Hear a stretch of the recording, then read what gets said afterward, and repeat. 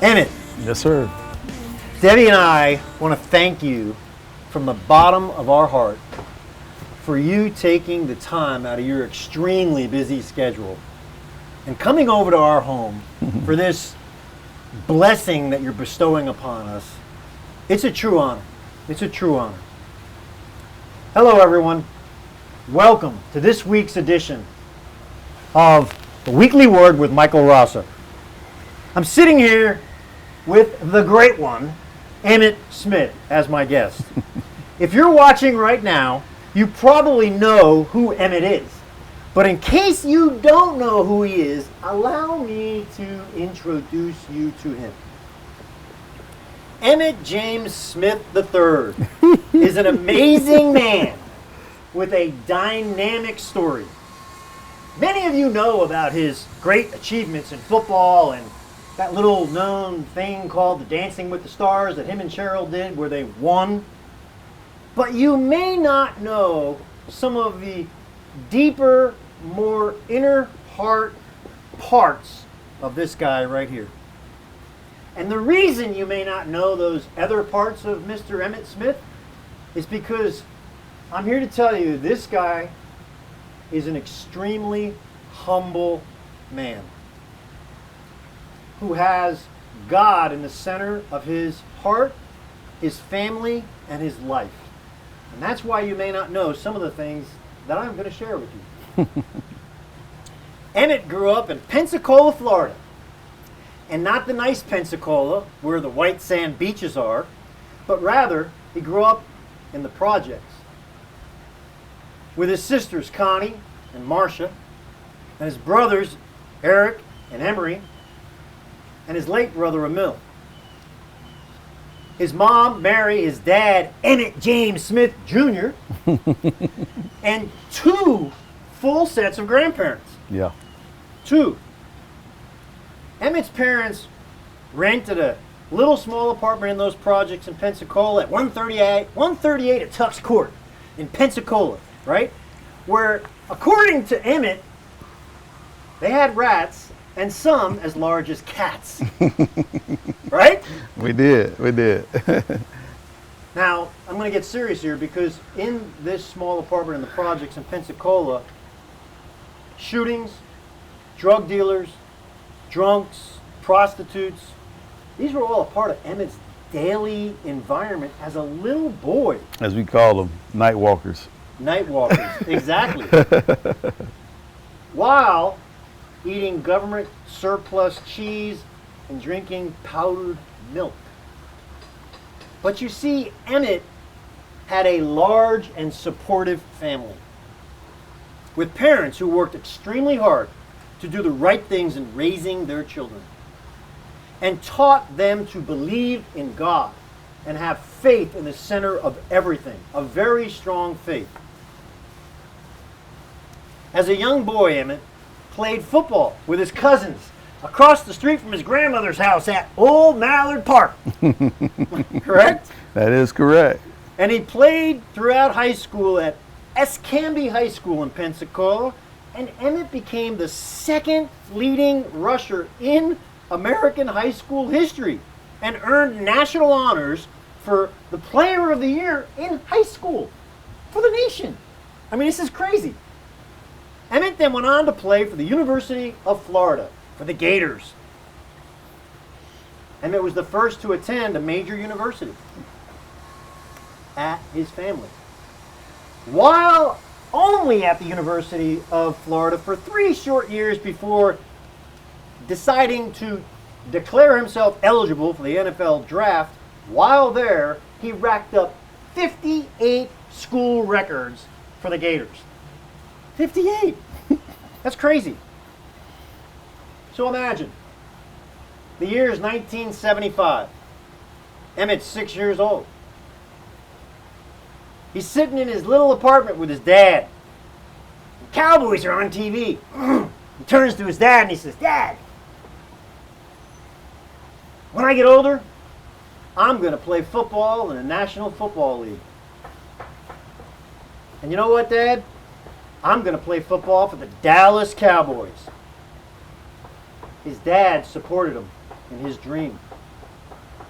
Fast forward 15 years later, 1990, Dallas Cowboys draft Emmitt Smith as their new running back. Vision completed. Dream succeeded as a little boy. Think about all the dreams we have, right? As little boys and little girls growing up in a poverty-stricken little area in Pensacola. And he delivers that vision. Emmitt played for 15 seasons in the National Football League, 13 of them for the Dallas Cowboys, 2 of them for the Arizona Cardinals. In 2005, February of 2005, Emmitt decided to retire. As a Cowboy, I might add. He did so having appeared on the cover of Sports Illustrated 13 times and setting the all-time rushing record in the history of the game with 18,355 yards, surpassing the great Walter Payton. 11 straight 1,000-yard seasons, 3 Super Bowl rings, 4 NFL rushing titles, 9 Pro Bowl selections, a Super Bowl MVP award, and an NFL, National Football League MVP award. Am I right so far? You're spot on. You're telling the whole story. I don't think I need to say anything. I think it's over. I think it's a wrap. And if that's not enough, okay, and there's more, right? In 2010, Emmitt Smith was inducted into the NFL Hall of Fame. And folks, if you really want to get to know this guy's heart, and I mean truly want to get to know the inner workings of who that man is right there, I encourage you to go Google the 2010 Hall of Fame Emmitt Smith enrichment speech and watch it. It's a short 22, 23 minutes. And if you're like me, it'll bring you to tears. It'll bring you to tears. Today, Emmitt is in the commercial real estate and construction business. And he owns and operates a holding company called E. Smith Legacy. And under his umbrella, Emmitt has 5 separate companies. E. Smith Properties, it's commercial mixed use. E. J. Smith, named after his son. E. J. Smith Construction and Supply. E. Smith Communities, which is for social infrastructure development services. That's the services they provide under E. Smith Communities. E. Smith Advisors, company number 4, which is a commercial real estate services organization. And finally, E. Smith Horizons, which provides civil infrastructure services. E. Smith's wife, his better half, he'll agree, Pat Smith, is the author of Second Chances and the CEO of Pat Smith Enterprises and Treasure You, a nonprofit that supports women in financial and emotional and spiritual needs. Lesser known publicly, but equally as important to the Smiths, is their extensive joint charity work through the Pat and Emmitt Smith Charities. Since 2010, are you ready for this? Since 2010, the Smiths, through their charities, have served more than 150,000 children through distribution of grants and scholarships.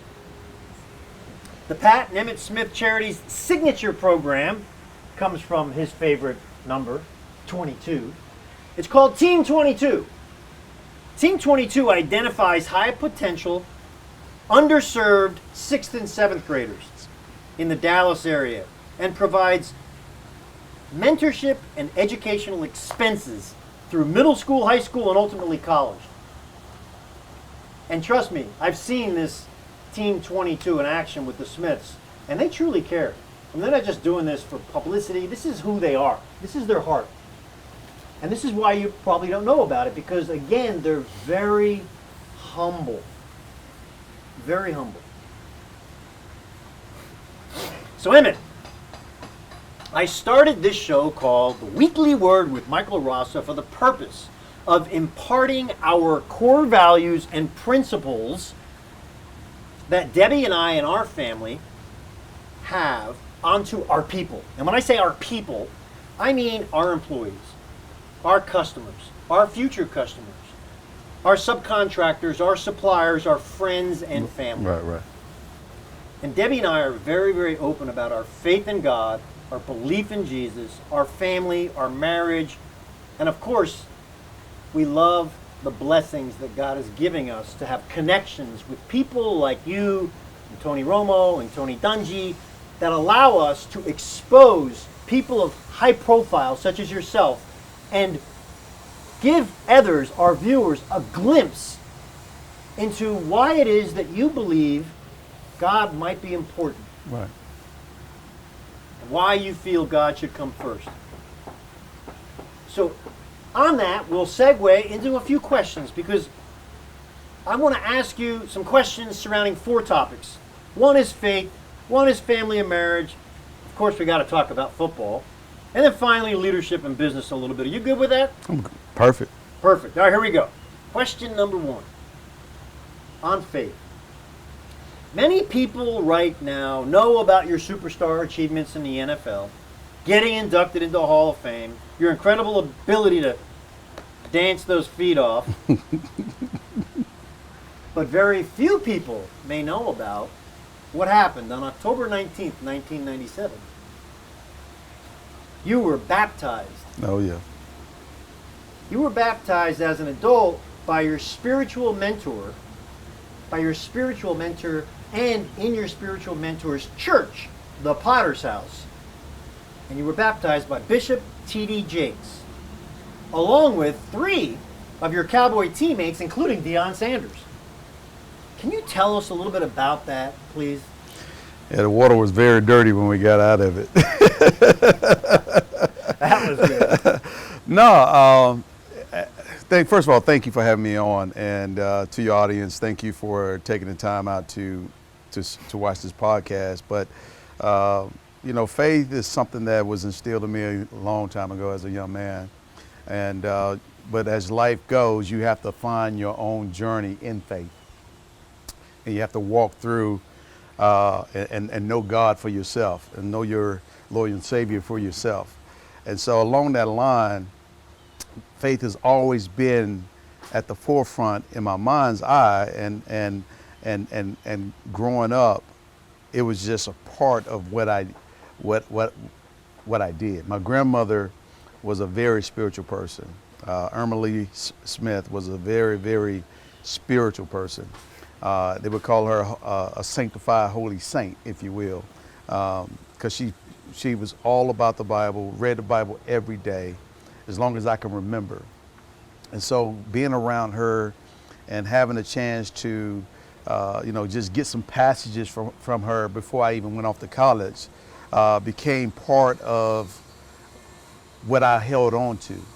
And so she gave me this verse, Proverbs 3 and 6, chapter 3, verses 4 through 6. Trust in the Lord with all your heart and lean not onto your own understanding. In all thy ways acknowledge him, and he shall direct thy path.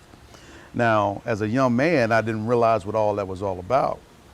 But as you grow older and you have a chance to reflect over your life, you start to see how God has basically orchestrated, maneuvered, opened doors, created opportunities, sustained you even in your downtime, humbled you even when you were high, kept you on the right path, gave you enough of the spiritual sense, of that third spiritual eye to say, enough is enough, I need to turn and go this direction.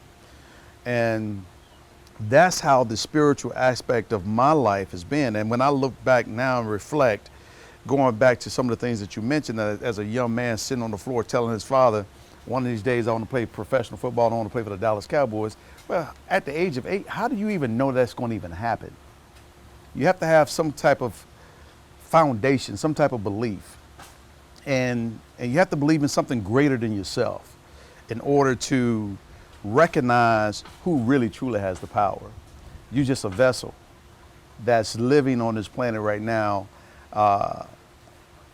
exuding the talents that's been placed within you. Those things have to be discovered. People along the way have to be the right kind of people to bring out the best in you. Because you can have all kinds of things in your life. You have folks, obviously, that that are there for, as we used to say, people are in your life for a reason, season, or treason. Reason, season, or treason. One of the two. I had not heard that. So they're there for a good reason or a bad reason. They're there for a season, a period of time, or treason to hurt you, one way or the other. And the Bible would say the devil comes to steal, kill, and destroy. So he's coming to take you apart, one way or the other. But by having that spiritual foundation, though, and knowing and having that spiritual belief that there is higher power than you are, and someone has gave you something that's very special, and having folks come into your life to tap into that and help bring that out, whether it's a teacher, whether it's parents, whether it's coaches. In my case, it was a lot of coaches, and you saw some of those coaches on the stage at the gala this past May. The tournament. Those are folks that helped bring things out of me that I didn't even realize was there. Gave me insight and exposed me to things that my parents couldn't really expose me to. And now when I hear the word, it takes a village to raise a child, I truly understand what that village looks like. It's people that are spiritually yoked together with the well-being of others and trying to bring out the best in each other so we can maximize our own truly God-given talent. Absolutely. And so through this whole journey, landing with the Dallas Cowboys, I could see God. I'm going to take a step back. 87, graduating from high school and being named Gatorade National Football Player of the Year and having a chance to go to my very first Super Bowl with my best friend Johnny Nick out in Pasadena, California, and watch the Denver Broncos. Where you had declared it with him how many years previous? Oh, well, I'm just a senior in high school. Oh, you went as, you just went. Okay, that's where you declared that you were going to play in it. Well, yes. Yes. And that's when you sit up in the stands and you like, okay, I've started this football journey and I'm on this way. And my next step is collegiate football. But I'm sitting here at the professional level looking at something that I want to do right now. In high school. And I'm watching the Denver Broncos and the Giants play, and the Giants are beating the Denver Broncos, and I'm getting all excited and pumped up. It's almost like being motivated. And boom, I turned to Jay Nick and said, one of these days, man, I want to play in the Super Bowl and I want to play in the stadium. Because I never had a chance. I mean, going to an SEC school, very rarely would you come west. And if you did, you never played in the Rose Bowl. You had to go to Hawaii and play in Hawaii, or you went to a bowl game in Anaheim and played in Anaheim or something like that. But you never really played in the Rose Bowl because the Rose Bowl was there for the Pac-10 champion and the Big Ten champions to come and play in that Rose Bowl. And so never thought that was even possible. And then finally get drafted by the Dallas Cowboys in 1990. God's hands on me. 2.5 years later, 3 years later, 6 years from the time I was in the Rose Bowl, I found myself playing in the Rose Bowl in my very first Super Bowl with Johnny Nick sitting up in the stands watching me play. And we're playing against the Buffalo Bills. Who does things like that? Who orchestrates the Dallas Cowboys 1-15 in '89, trading Herschel Walker away for an ungodly amount of picks, and I happen to be one of those picks. So who orchestrates those kind of things? I mean, I would like to think we're smart, but we ain't that smart, and we're not that clever. Somebody orchestrate a point in time for Troy Aikman, Michael Irvin, Jimmy Johnson, myself, Darryl Johnston, Jerry Jones to buy the team, to bring all of us together at one point in time for one mission, to do something that's beyond all of our comprehensions, and to create a stage or a platform for us as human beings to be able to help others along the way and to inspire others to their level of greatness. It's not there just for us. It's there to be shared. This life that we have is there to be shared not only with my own family, but also with others who are really aspiring and trying to become the very best version of themselves. Where'd you get the dare to share? What's that all about? Dare to share. Well, I mean, what can I do with this information that I actually have outside of die with it and never share it with no one else? Right. It goes down with me. Gotcha. But to be able to leave the planet or leave someone with something that can help them is really what life is all about. That's what Jesus did. He walked the planet, sharing his life, and laid down his life for each and every one of us, and raised it up 3 days later so we may have it everlasting. So share, give, and it shall be given unto you. Pressed down, shaken over, 10 times measured. So this knowledge that I've gained, this experience that I've gained, the same knowledge that Charlie Edgar had when he shared with me how to read blueprints and floor plans, the same knowledge that Jimmy Nichols had when he shared with me about protecting the football, the same knowledge that Dwight Thomas shared with his football team about writing down your goals is only dream until you write it down and then it becomes a goal. All of those things become part of what you truly believe in. Do you believe in what someone is telling you? And if the person is telling you is a person of good character, can you trust it? And can you believe in it? And can you go with it? And so when you start talking about weaning away and falling off a little bit and searching for things and going on my own personal journey and realizing that I was chasing my tail for about 5 or 6, 7 years and finally landed in the Potter's house and hearing Bishop Jakes preach a sermon about PMS, power, money, and sex, it blew my mind. It blew my mind how he put those 3 things together, and it correlated to where I was at that time. Because 6 years into the National Football League, I done won 2 or 3 Super Bowls. I done led the league in rushing. I've gotten paid and all these things, and yet I'm like, this feels hollow. Something is missing. Something is not right. I love it. And so when you seek, you shall find. Knock, the door shall be open. And I was seeking, and I started knocking. So I went back to the Potter's house again to make sure that the food was good. The food was consistent. Bishop was on point. T.D. Jakes is amazing. When he's preaching, He is amazing. it's as if he's been sleeping in my closet, listening to all my stories. He's talking directly He's to the guy. talking directly to me or to the person that's sitting in the audience. I love listening. To me, that is connecting. Yeah. That is the connection that you. And that changes hearts. That changes hearts. It changes hearts. And that's where everything comes from. That's where everything's come from. And so that's how I ended up being rebaptized. Wow, that's amazing. And okay, so- great answer. Holy smokes. All right, how do you go about incorporating God and faith into your daily routine with your family, friends, and as a businessman, founder and leader of E. Smith Legacy? How do you incorporate God into everything? Well, number one, we have to live by example. And sometimes we don't always live up to that because we are humans. We are flawed. Frustrations set in. Temptation is always around us. That's one of the questions. Yeah, it's always around us. And I'm not just talking about physical temptation, just emotional temptation, mental temptation. All kinds of things are distracting us and has the ability to pull our attention from really things that are truly important. So to answer your question, I began my day with prayer. And I'm doing more of it now than I have in my past because I need to be closer Absolutely. to my Lord and Savior. We all do. I need to hear his voice. I need to know him. I need to yearn for his connection. And his love for me is evident in my life.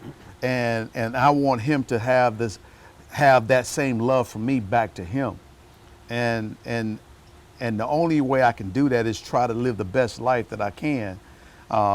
And try to do it in a way that is not only pleasing to him, but also beneficial to others. And so you start your day with prayer. That's excellent. Oh yeah. And I try to listen because my body tells me a lot. My body tells me what I need to do physically, what I need to do in terms of relaxing. Because your body, you have one body, you have one vessel, and it's a soul, it's a spirit. And that spirit can be on point, it can be off kilter, it can be out of balance, It can be unfocused, and it can be uncommitted. It can be all over the place.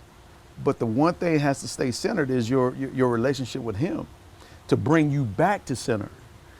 Because as humans, we're flawed. Like I said, the mind, that's where the battle is won and lost, is in the mind. People talk about us athletes and say, yeah, we're great athletes. Yeah, okay, we're great, okay. But the ones who are better than great, they have it between the ears. They have the mental toughness, the mental fortitude to try to stay focused for a longer periods of time. And you see that in some of the best athletes. Great answer. I love it. Thank you so much for sharing that. Next question. The Pat and Emmitt Smith Charities. Tell our audience about how it got started, Right. how long it's been around, and what your hope is for it. Well, Pat and Emmitt Smith Charities began in 08, 09. But prior to that, there was Emmitt Smith Charities. And Emmitt Smith Charities was still focused on educational and enrichment opportunities. And I've held that back in the 90s with my family and then brought it to Dallas and did some things here in Texas. But then when I got married, my wife, when we was thinking about jump starting the charity, obviously we had to change the name because it just couldn't be Emmitt Smith Charities. Sure. I look at my wife as the heart Sure. of our family and the charity as well, and the heart to the community. She's the balance that I need. She's the rock that smooth off the rough edges that I carry. And so when it came down to reinvigorating the charity, changing the name made sense because her life and my life are very similar in terms of people that have helped shape our lives into the place where we are right now. But not only that, but it kept reminding us, no matter how high we go, to whom much is given, much is required. Right. And so when you have that sense of responsibility for a greater cause than yourself, you take the liberty to try and make something happen. And when you have a platform that can galvanize a number of people, you try to maximize it to the benefit of others, not necessarily yourself, because it is for the benefit of others. Because, as you said, I got 5 operating companies and a charity, not to mention my own family, where I got 5 kids. So I got a lot on my plate, but the mission is still the same. We sacrifice of ourselves for the benefit of others. And that's just the way it has been for me.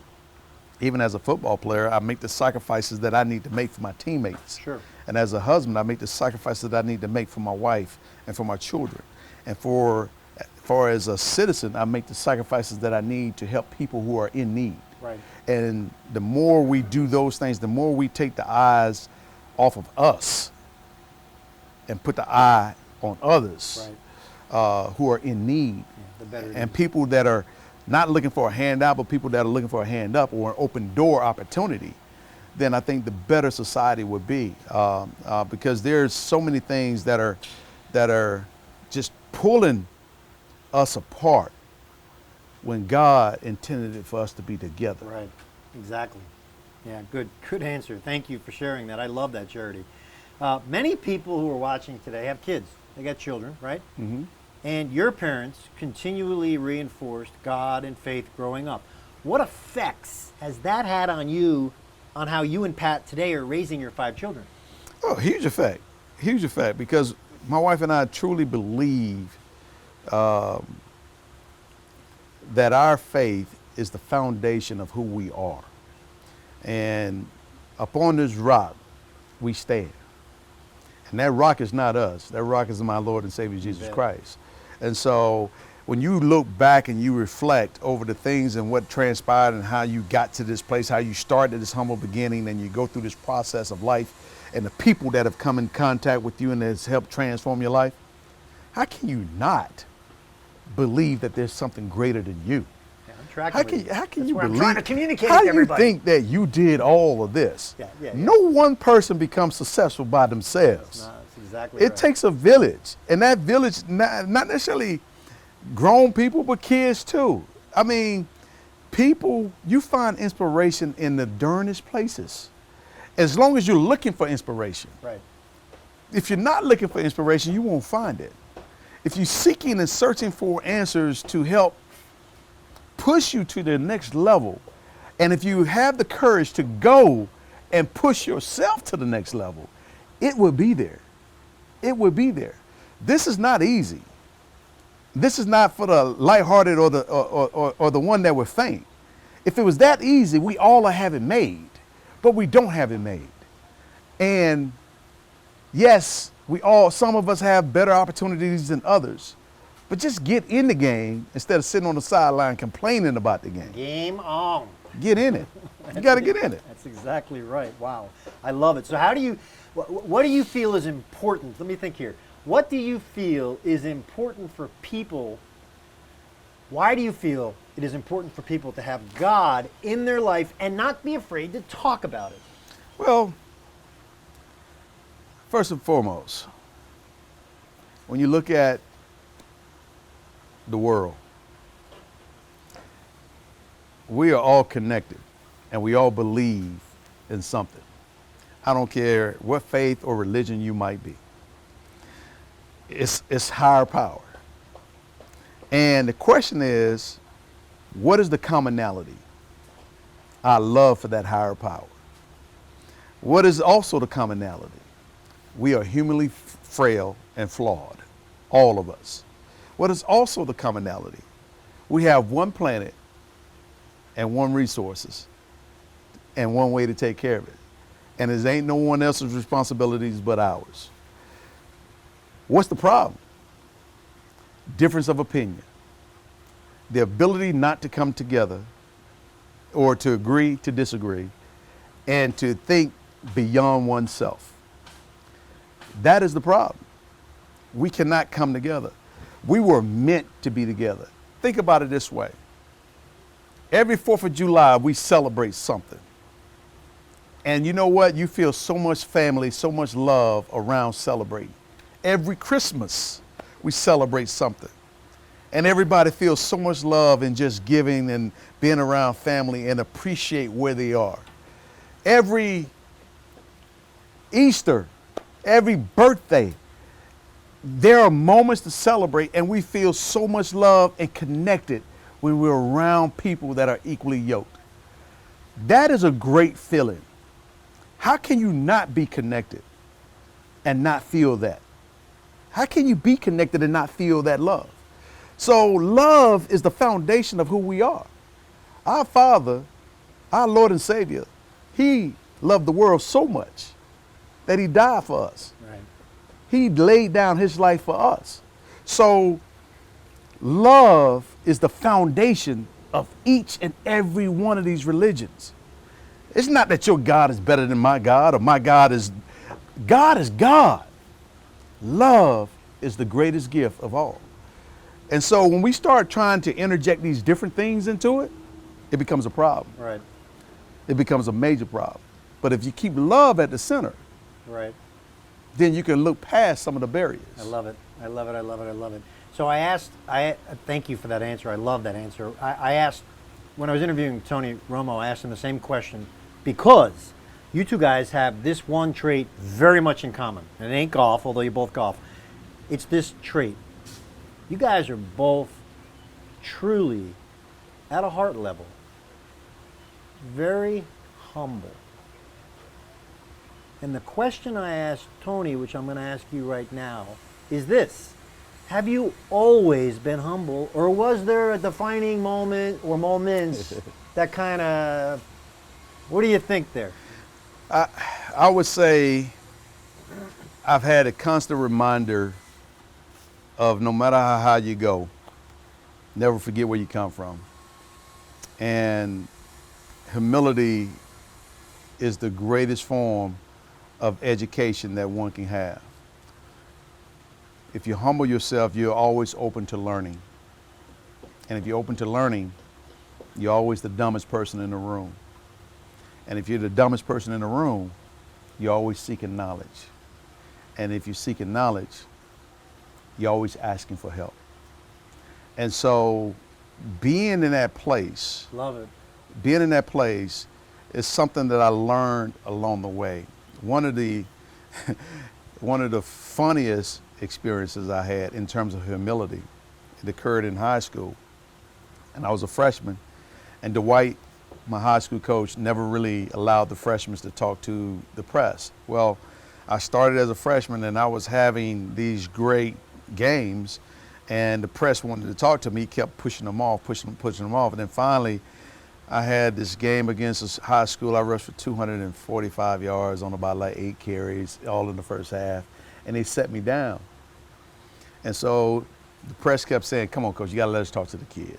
So finally, he allowed me to talk to him. Now, I never had any media training whatsoever.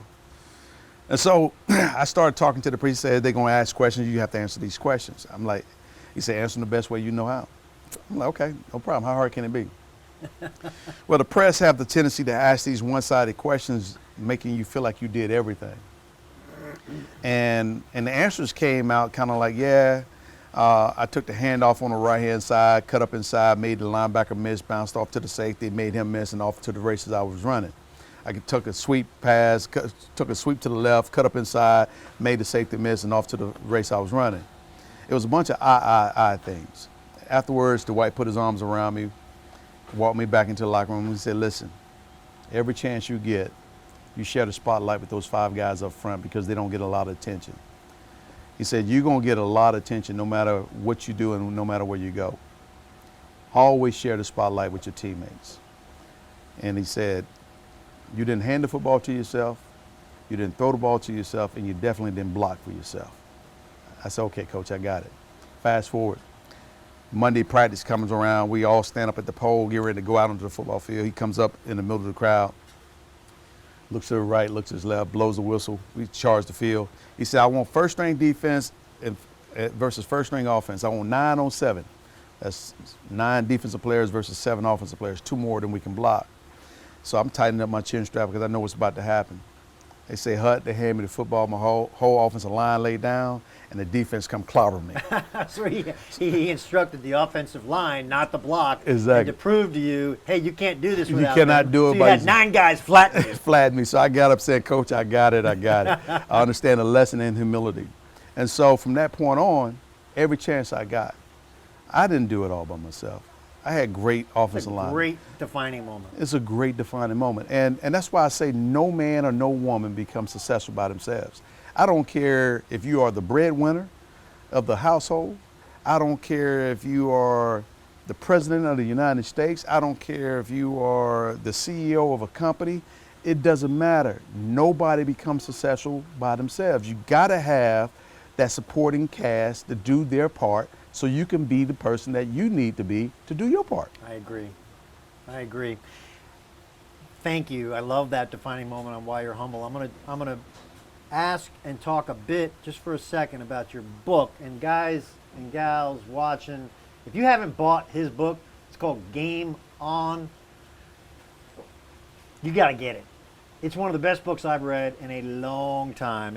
And I love in your book where you say, and I'm gonna quote it, "Stay hungry, welcome your vision for a better life, dare to dream of what your heart deeply desires, and pursue those dreams with all of your heart, mind, body, and soul, and know that whatever you lack, God will provide, given, of course, that you've opened your heart to what God wants for your life." Tell me about that. Hey, I just told you all about it for about the last 30 minutes. Yep. That's something that I truly, deeply believe in. And so it is something that I live by. Yeah, and all through your book, you've woven in example after example after example, and I think you kind of give this like blueprint and almost like an action, like 10 action steps that anybody can follow through the 10 chapters. Right. That are very well written.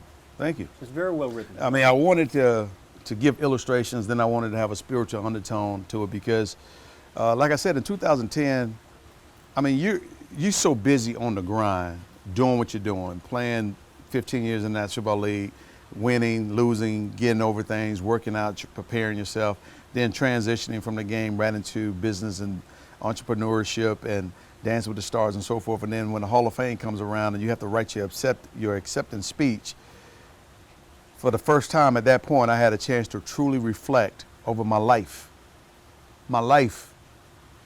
To see how God has blessed me, how he's brought me from a humble beginnings to where I'm at to this day, the things that I had to go through to get here, the things that were great, the things that was not so great, the things that was challenging, the things that was not so challenging, and so forth and on and on. I mean, the people, that in itself just reaffirmed my faith in him. Reaffirmed that he shall be the provider. Reaffirmed that the door shall be open when I get there.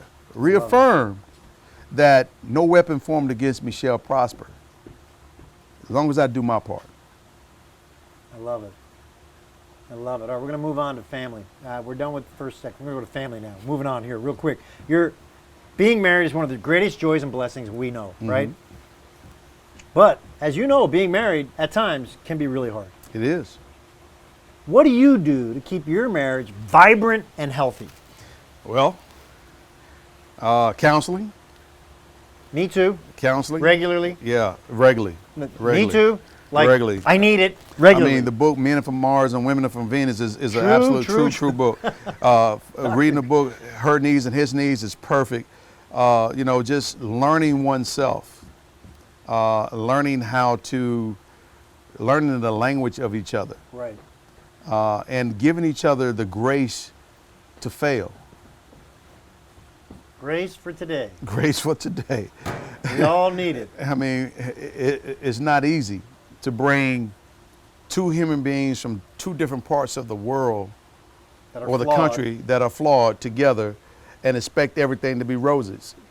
I mean, after the honeymoon is over, marriage is work, constant work on how to communicate with one another, constant work on how to support one another, constant work on how to love one another and understand each other's language, constant work on how to reaffirm each other, constant work on how to forgive each other and continue to remain friends, then when you start interjecting kids into the mix, how do you find that balance between loving them more and not loving your wife less or loving your husband less? How do you find that mix? Right, when God tells us to put him first, your spouse second, your children third, fourth, and everything else below that. Yeah, because you got kids in one's mind, one may think, okay, they're grown, they're adults, they can manage, they can handle it and everything. Still need us. Everybody needs each other.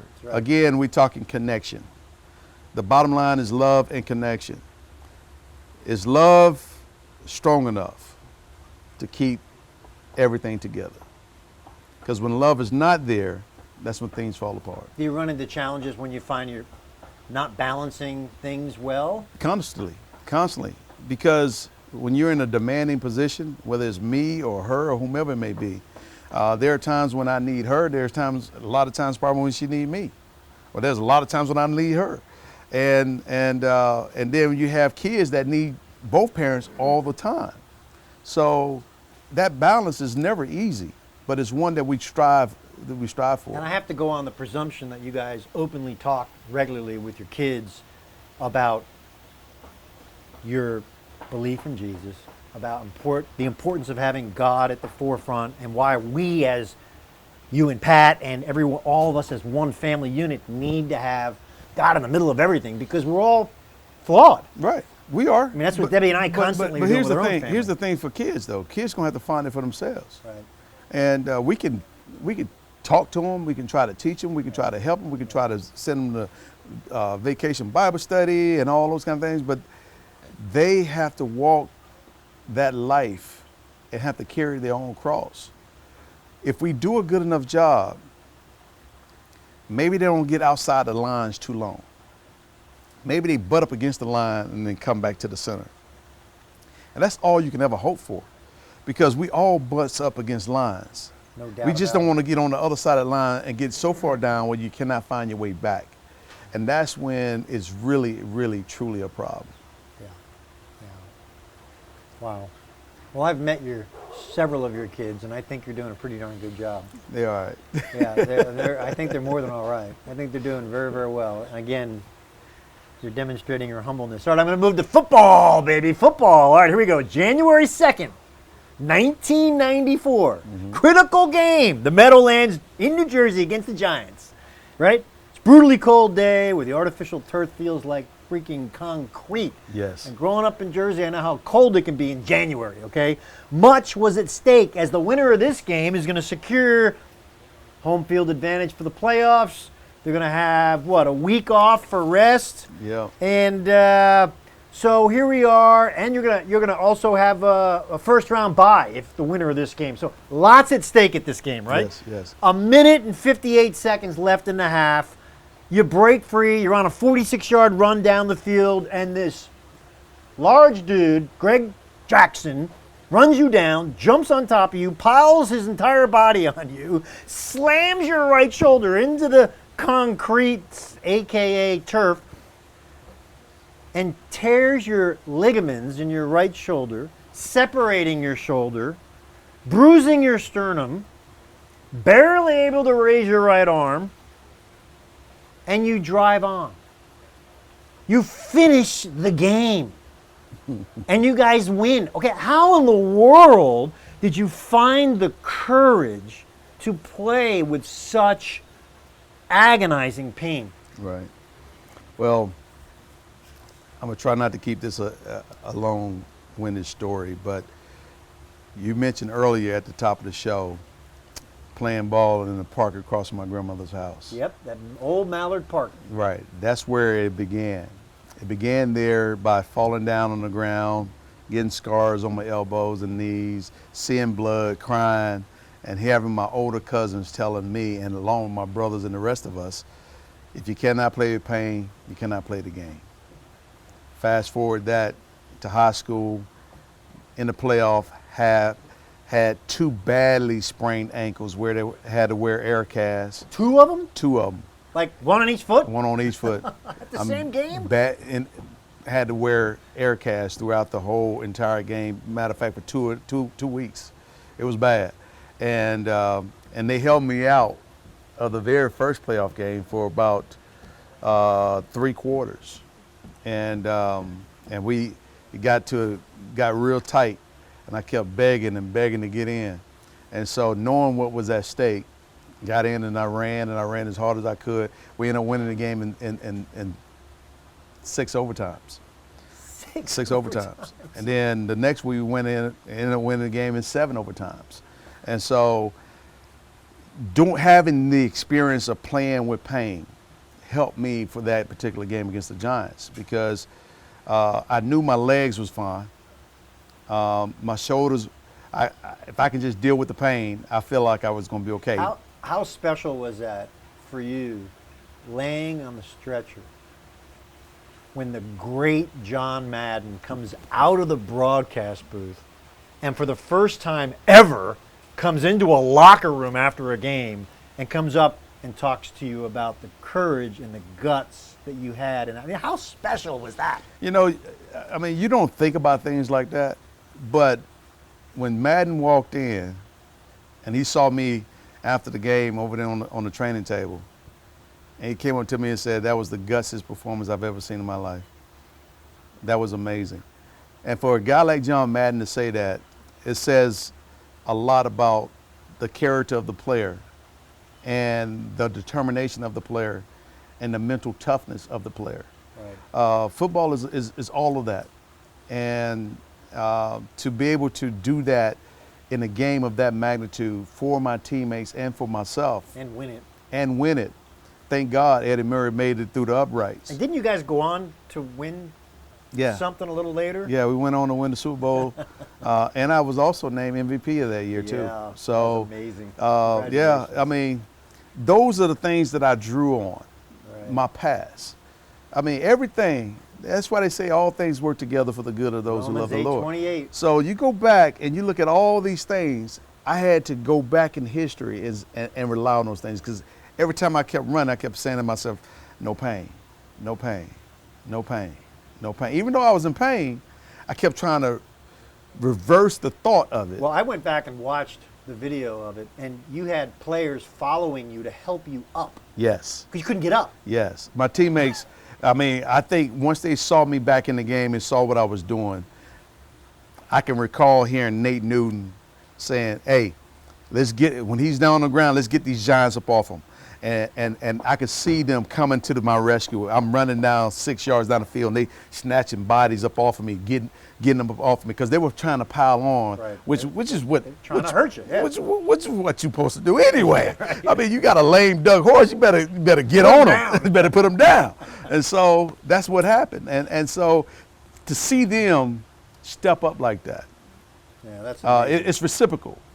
3 biggest lessons the NFL taught you. 3 lessons. 3 lessons the NFL has taught me. It taught me how to look at the game from both sides of the line of scrimmage. And it taught me that with perseverance, true faith, hard work and determination, you can achieve what you want to achieve. But it also taught me something else. It taught me that this game is only for a short period of time. Your life is so much more broader than just a game. And the relationships that you have throughout this game will be there forever if you nurture them. Getting down to the last couple of questions here. What's your greatest accomplishment? I don't think I've achieved it yet. I don't think I've achieved it yet. Great answer. I just don't. I think there's still more for me to do.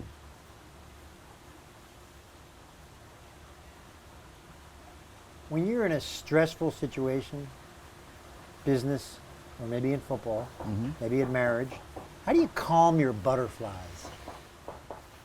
You only calm butterflies through experience. Stressful situations are different. They're not butterflies. That's stress. Butterflies is the excitement of being able to do something that you've never done before. That may bring butterflies. Or get ready to go playing the game against somebody that you've never played against before. Or coming in as a rookie playing the sport that you absolutely love, been desiring to play since you was a child. Those are butterflies. But when you have experience, those butterflies goes away. Stress is something different. Stress make you tighten up.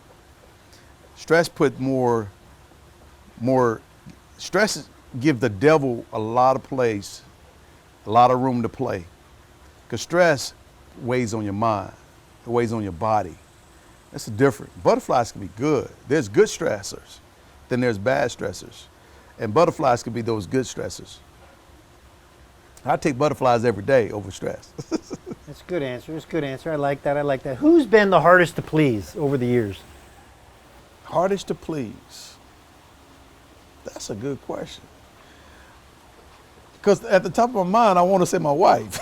At the top of my mind, that's really what I want to say. But to be honest with you, I might be my own hardest critic. That's exactly right. That's the answer. That's the true answer. It's us. Yeah. It's the guy in the mirror. Yeah, it's the guy in the mirror. We are the hardest to please because we set things so high. Yeah. And sometimes we have very unrealistic expectations of our wives, of everybody, of our children, and of our whatever, including of ourselves. That's exactly correct. That's why I mean, at the top of my mind, I wanted to go there, but the reality of it is, I think it is myself. Yeah, I'm right there with you. Right there with you. All right, we're getting down to the last couple of things here. All right, in Game On, his book, he says, the tagline for his book, Game On, is find your purpose, pursue your dream. I love it. I love it, I love it, I love it, because we have a lot in common, less the football and dancing piece. We have a lot in common. So I love this book, especially the first couple pages. In fact, yesterday we had a half-day meeting with several of my key people, and I played them on audiobooks the first 3 minutes of your book. I said, you guys have got to get this book. Just listen to this, because it was very powerful. At the end of every one of my weekly words, I always end it by saying, make smart choices this week. And I was excited to see that you dedicated an entire chapter. Chapter 9 in his book is entitled Decide Wisely. Talk to me about that. Why did you choose Decide Wisely and dedicate a whole chapter to that? You know, I think going back and looking at some of the mistakes that I've made, A lot of them I've rushed into. A lot of them I didn't wait for God to speak.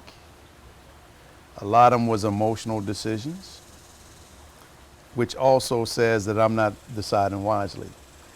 And I think patience is truly a virtue. They that wait shall renew their strength. And I think waiting has a way of allowing God and yourself to come together on the decision. Even if God gives you something that you're supposed to do, that may not mean do it right now. That means I just planted a seed that needs to be watered so it can grow. And when it starts to grow, there's some pruning that needs to take place. So you might want to take that seed and water it with research. And as it starts to grow, find more research. And as you start to prune, taking things off, it starts to crystallize itself in terms of clear direction of what you need to do and when you need to do it. Those are some of the things I'm learning still to this day. Hence, decide wisely. Decide wisely. Slowly, with patience. I like it. I really like it. You have to have a lot of opportunities that come to your way. How do you decide which ones to say no to in order to say yes to the great ones? Right. Most of them falls within, do I believe in it? Am I passionate about it? Or did God give me this? I mean, when I set up Emmitt Smith Legacy Holdings, my first company that I started was E.J. Smith Construction, because I wanted to get into the construction space. I wanted to be that minority contractor that people said that they couldn't find. When there is a quality minority contractor out there that does quality work, and we're one of those firms. And I'm not just saying it because it's my company. I know we're one of those firms. And when I set that up, and the real estate part of it, there was a correlation between the real estate and the construction. When you're doing real estate, there's always a construction budget. Right.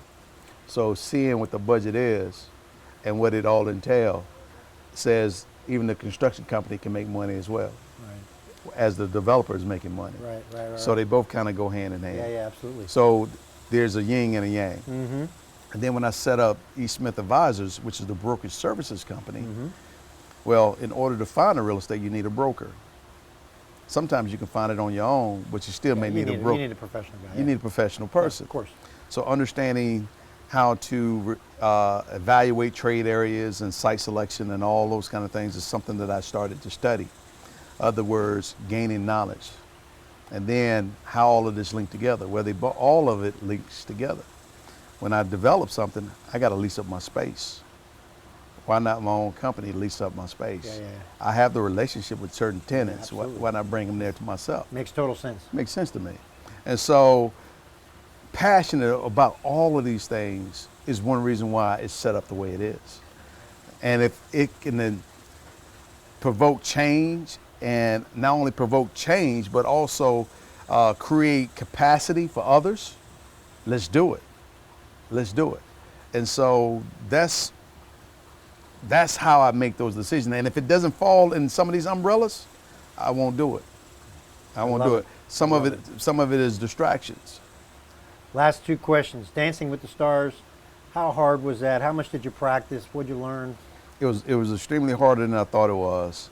I practiced. I went from 4 hours a day to 8 hours a day to 12 hours a day. For how long? For about the whole season? The whole season. Yeah. 5 days a week, 3 days a week, 2 days a week? Every day. 7 days a week? Every day. 12 hours a day? I ain't gonna say it, because on show days you didn't do 12 hours. Right. But you practice on show days. Wow. Talk about commitment. Yeah. Give us one story about Dancing with the Stars that you can share that you'd like to share. Just one.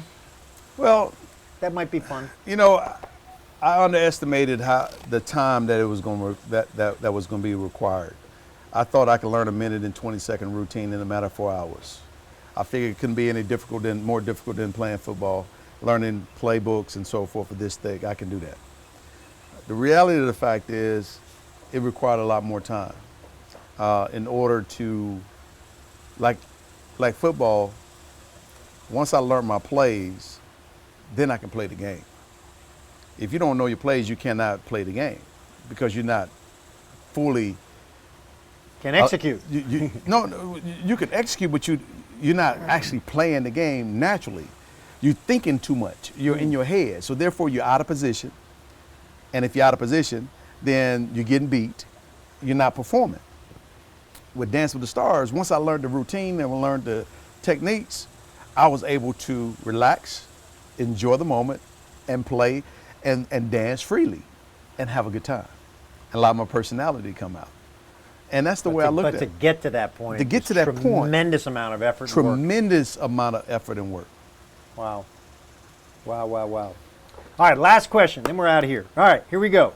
At Rasa Floors, our core values are 4 things: integrity, passion, growth, and trust. Say it again. Integrity, passion. I'm so strong about having passion in everything we do. Growth, because we look, you said it earlier. You said, my coaches saw in me something I didn't see in me, and they brought it out of me. Right. We believe that with everyone we work with, that we believe there are so many more little gold and pearls and diamonds within each person's heart that maybe they just haven't had anybody to help cultivate those diamonds in their heart. Mm-hmm. And they've been told they're not smart, or they're the wrong ethnicity, or they're too tall, they're too short, and therefore they think they can't do it. Right. And so we really believe in the opposite of that. So that's the growth part. And then trust, because you got to have trust in everything. Right. Trust is extremely important. So integrity, passion, growth, and trust. Those are our core values. Right. What are some of yours with your organization, your family? Just what are some of your core values? I would say definitely trust and passion. Passion is definitely one of those things. I think you got to be passionate about whatever it is that you desire to do. Because if you don't love what you're doing, you're not going to bring the passion. And if you don't bring the passion, it's going to filter out, and you're going to move on to the next things. I think you got to be committed to your mission. You have to see your mission through. If you don't see your mission through, you're going to constantly quit and change missions all the time. And in your book, you weave that very clearly through the entire book, that start, finish, even going back to college because you made that promise. I mean, all these things that you studying and learning, all these different aspects, commitment. You got to be committed. You got to be committed. And it's okay to make the adjustment to a mission or to a strategy. Absolutely. That's fine. But you got to be committed. And above all else, you got to be collaborative. Collaborative. Yeah. I love it. You got to. Yeah, because you can't, it takes a village. Yeah, you can't do it alone. Yeah, you cannot do it alone. You got to have somebody to bounce these thoughts off of and help prune some of your thoughts. As raw as they may be, that's a great form, but you need to drill them down and make them better. Yeah. And to have the right resources around you that's going to tell you what you really need to hear. Right. Not what you want think. No, exactly. You need to hear the truth. You need to hear the truth. Right. So therefore, truth, trust, and all those things are very important. Excellent. Well, Emmitt, thank you so very much, man. Oh, you're welcome, I bro. appreciate it very much, so much for you you coming out here. Guys, that concludes our show this week. The great one is here with us. Next up, we'll be bringing you Mr. Tony Dungy. See you next week. Thanks.